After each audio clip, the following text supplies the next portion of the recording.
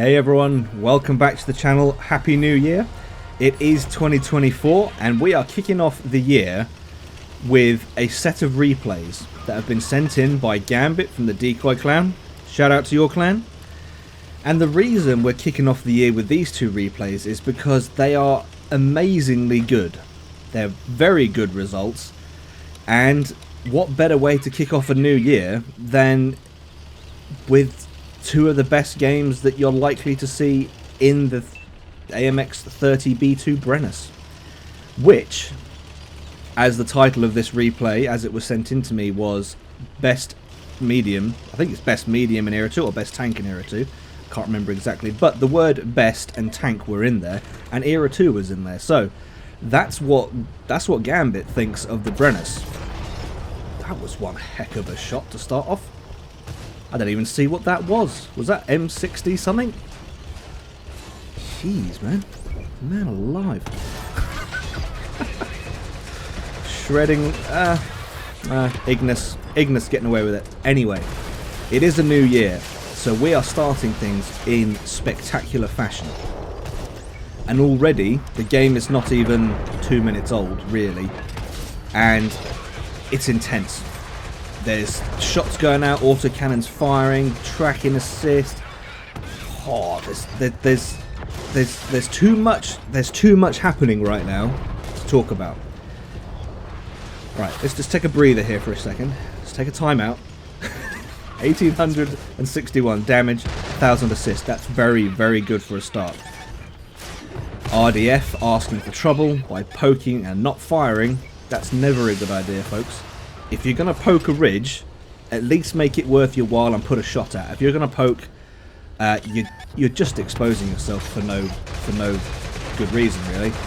Like the VMP2 here, who was tracking in ATGM, so fair enough, but smoke was too little, smoke was too late.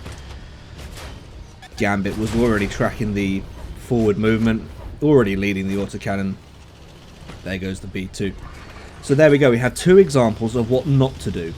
Do not sit exposed side on, and do not poke without firing. There you go. Alright, so while we have some breathing space now, I will talk about why I'm showing you these replays. Because like I've said, they are good results. These are good replays. Gambit knows what he's doing in this tank. That goes without saying. But what I find really interesting about this is that the way Gambit has set up the Brenus is very different to what I would do. For me, in my head, concealment setups are for tank destroyers and light tanks. That's the way I've always played the game. I've been playing for 6.5 years, and that's just been my default mindset. But what I'm noticing with Gambit's replays are he's got medium tanks, or in this case he's got a Brenus, which is a top Era 2 medium, set up with a concealment build. And I'll read to you what he's got going. So equipment, advanced optics, so there's the extra view range, which is always helpful, outspotting. Gun stabilizer for better gun performance. Advanced concealment, which is not something I would use, camo net basically. And enhanced target info, which is a staple for Cold War. So there's the equipment, which is, you know, mostly a medium, advanced optics and a medium. I would say that's up until this point, I would say that's a very World War II thing to do. Steady aim, fine, that's pretty standard. But camouflage expertise, that's really quite different for me anyway. That's a really different way of setting up the tank. And it doesn't stop there, it continues with the crew. He's got Born Leader, Rapid Loading, Steady Aim, Snapshot, Camouflage Expertise, Sixth Sense, Muffled Shot, Situational Awareness, and Silent Driving. And we'll just take another breather here, just to jump back to the gameplay. Almost 2,000 assist, 9,398 damage. And his team is down 3-6, that's 2-1. And A2 getting shredded. Is he going to get it? Any autocannon? That right there is why, for me personally, I'm quite hesitant about autocannons. It's because like you saw there, that was a lot of bark and no bite whatsoever. almost the entire clip went into the side of the M60A2, and I don't know if any of those shots penned. And it's like, is it worth having? I mean, it did absolutely great against the BMP2, but that's a light tank. The side of a medium, the side of a middle, a mid-tier medium. No, the A2's top, isn't it? Yeah, sorry. No, A2's top, yeah. But still, you know, it's like, autocannon, is it good, is it bad? I played the MBT the other day and someone in the comments said, oh, use the autocannon, and for me it's just like, yeah. Does it make that much difference? I don't know. But we'll see. I mean, Gambit's using it. He knows what he's doing. So let's see how, I mean, that's my take on it anyway. Let's see if he can make it work any better in the future. Because we have 2 replays here. Remember, 2 replays. I will also note, at this point, don't drive across the bridge like this Jaguar. You make yourself an incredibly easy target. But one thing I will note about the gameplay here is, when Gambit pulls back, he's auto-locking onto the tank. Which means that when he pulls the left trigger to aim, the gun is already pointing directly at the target. And what you may notice when you're playing this game is, if you scope in and then scope out, and then you scope in again for your follow-up shot, sometimes the gun, you then have to relocate the target, because the change in aim in the third-person view means that the aim point moves about. Even though you might not be moving it with the stick, it does move about. But if you auto-lock when you're behind cover and reloading, it means that when you do pull the trigger down, the left trigger to aim, your gun is already on target. That's just a tiny little tip. I suppose that's a tip. That's a gameplay tip that I picked up from this replay.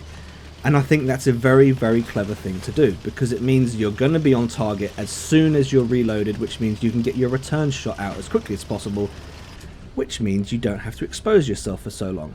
Which in this case was a good thing, because he's only got 19 hit points, and he did bounce a shot from that Jaguar. Now, we are 1 versus 1. He's on 19 hit points, and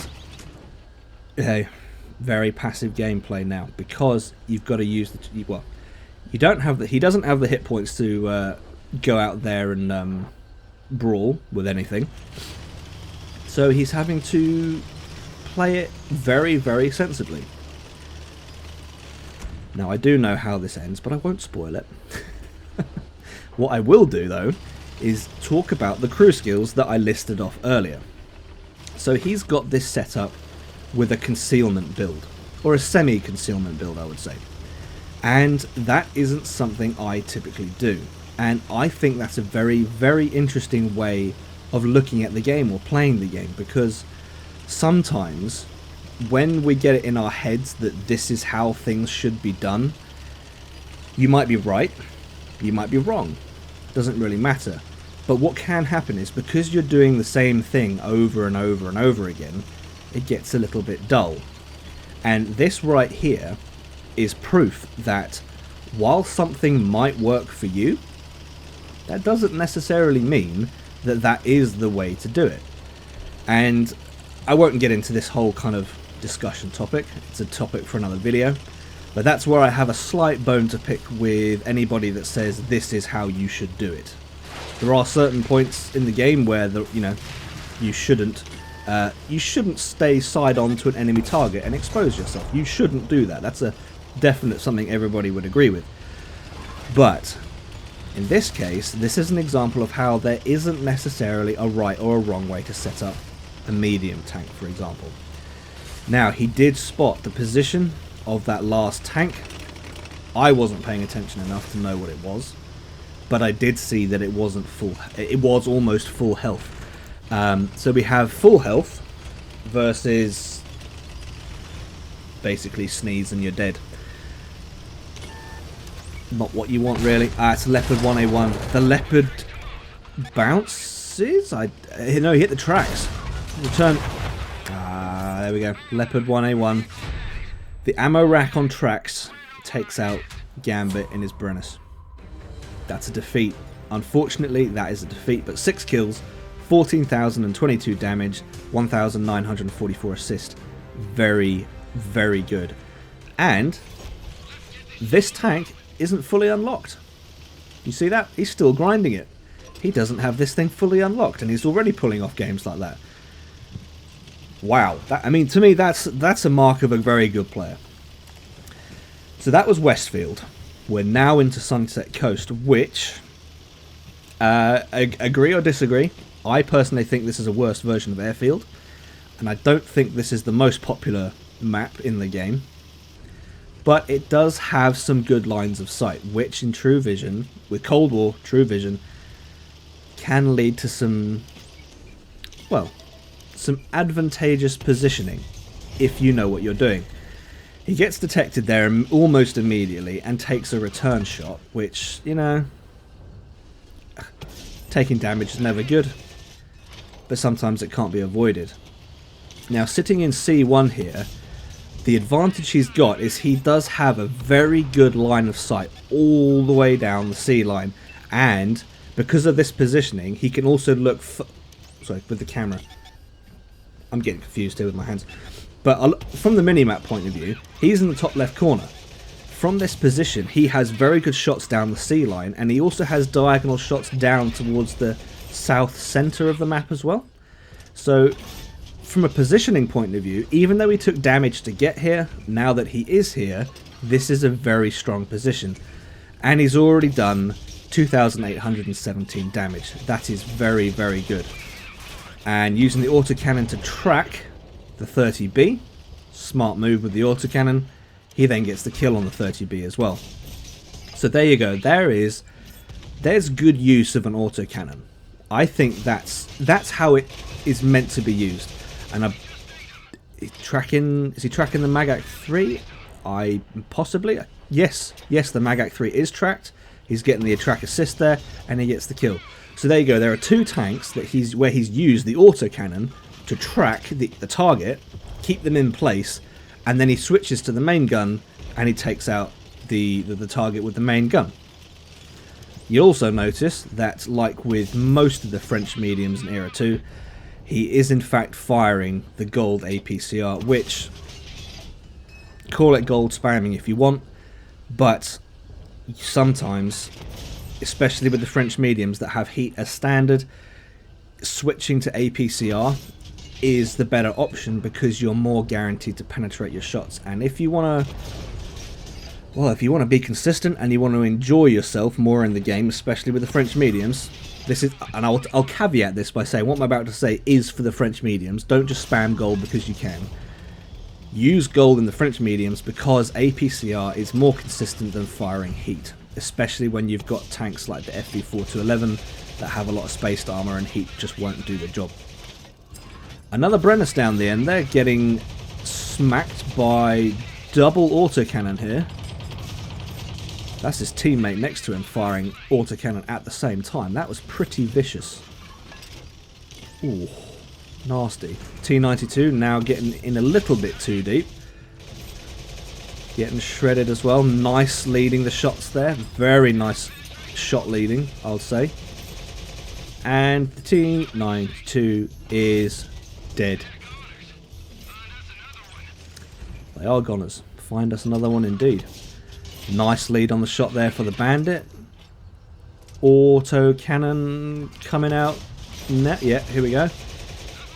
Again, Ace M60A1. Not really bothered by the autocannon unless unless the shots are tracking. They may be. That was too far for me to tell.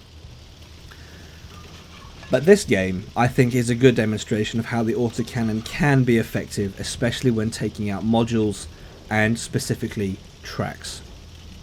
So here we are, coming up to 5 minutes, 10,845 damage, 474 assist. That is very, very good. And I can see why Gambit likes this tank. I can see why he says it's the best in Era 2. He's doing well in it. Enigma then. Back end of the Enigma. That is exactly where you want an Enigma. Now the autocannon is working exactly as you'd like it to. And that Enigma didn't last long at all. 4 versus 2. 2-to-1 ratio now in his favour. I don't know what the last two are. We have, what's this, an M60A1 who's almost gone. He gets the kill on the M60A1, and the Bandit, which has a leopard hull, which will be perfect for the autocannon. Autocannon's not needed, and he takes him out with the cannon. 13,831 damage. That was an incredible game, and it's nice to see that this one was a victory. 7 kills, 815 assist, mastery, and he got the 7 kill medal there. So Gambit, thank you very much for sending in those replays. They were absolutely incredible and a fantastic way for us to kick off the year 2024 on the channel. I hope you guys enjoyed that. That is all I have for this one.